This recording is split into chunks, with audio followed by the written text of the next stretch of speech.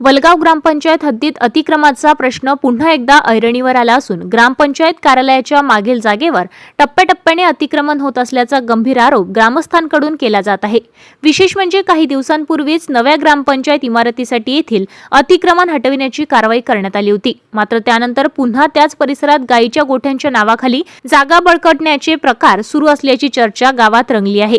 ग्रामस्थांच्या म्हणण्यानुसार ग्रामपंचायत कार्यालयातून स्पष्टपणे दिसणाऱ्या जागेवर अतिक्रमण वाढत असूनही संबंधित प्रशासन दुर्लक्ष करत असल्याचा आरोप होत आहे। सुरुवातीला तात्पुरत्या स्वरूपात उभारण्यात आलेले गोटे आता कायमस्वरूपी स्वरूप धारण करत असल्याचे नागरिकांचे म्हणणे आहे।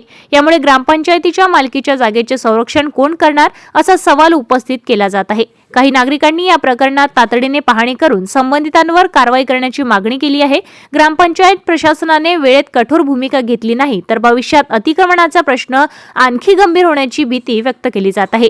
दरम्यान गावातील नागरिकांमध्ये या विषयावर संतापाचे वातावरण असून कार्यालयाच्या मागेच अतिक्रमण होत असेल तर सर्वसामान्यांनी न्याय कुठे मागायचा असा प्रश्न उपस्थित केला जात आहे। ताज्या घडामोडी आणि आपल्या शहरातील बातम्या बघण्यासाठी नंबर 1 न्यूज चॅनलला सबस्क्राइब करा, शेअर करा, आपल्या प्रतिक्रिया कमेंट बॉक्स मध्ये द्या।